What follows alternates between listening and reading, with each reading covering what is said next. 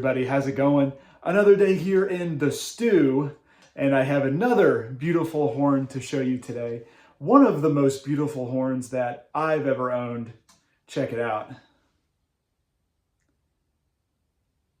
This is the Holton F100 Flugelhorn. Just an absolutely gorgeous design. So awesome. Check out that lead pipe with that S curve. Just so cool. But for about 20 to 30 years, the F100 was Holton's professional flugelhorn that kind of led the lineup for them.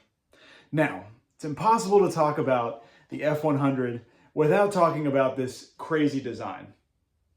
I mean, it's the whole reason why I bought it in the first place. Now let's get into that design. So, this is a flugelhorn with a horizontal valve slide setup.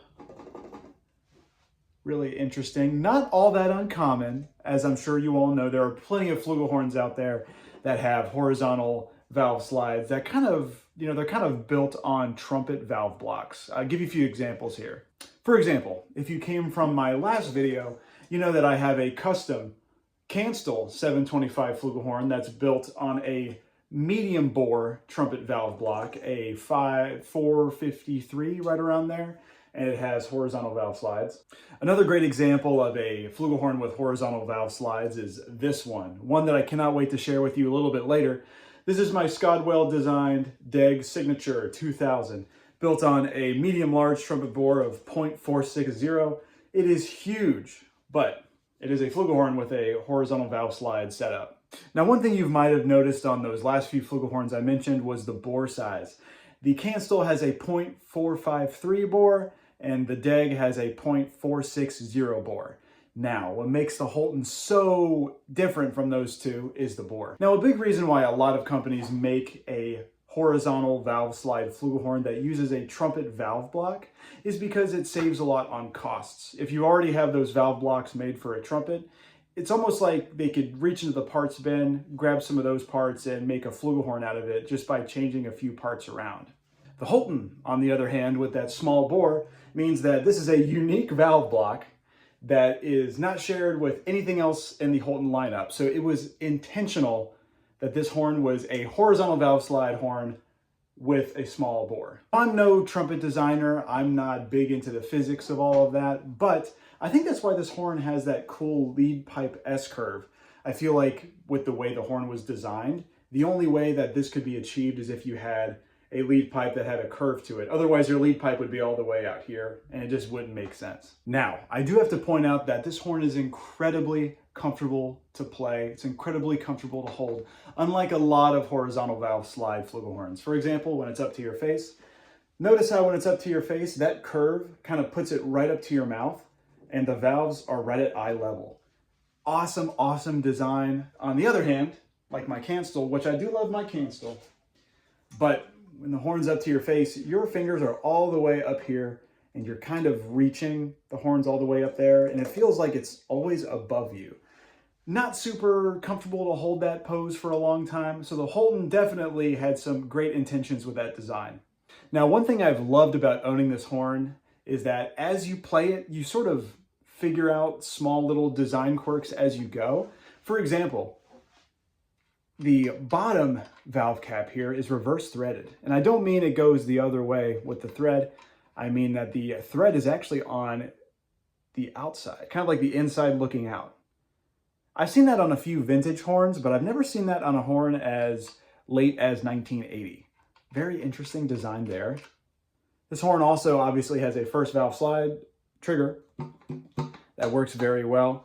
It also has an adjustable third valve slide ring. This horn also comes with a third valve slide catch right there. And of course you got your Holton medallion right there. And the fit and finish of the horn is fantastic. I mean, the compression after all these years is fantastic. The valves are just butter. They have an amazing amount of weight to them. They feel light, but they feel heavy a little bit on top.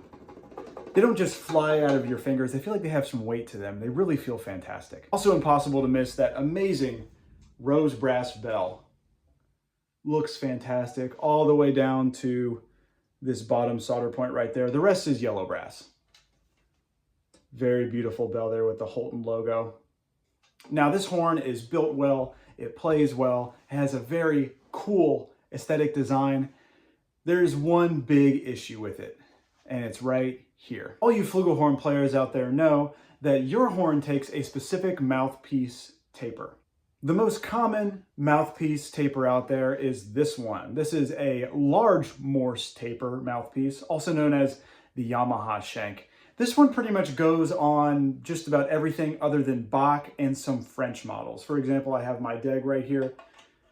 Fits perfectly. The second most common type of flugelhorn mouthpiece out there is the small Morse taper mouthpiece, also known as the Bach shank mouthpiece. Now, it's called the Bach shank mouthpiece because it typically fits on Bach flugelhorns.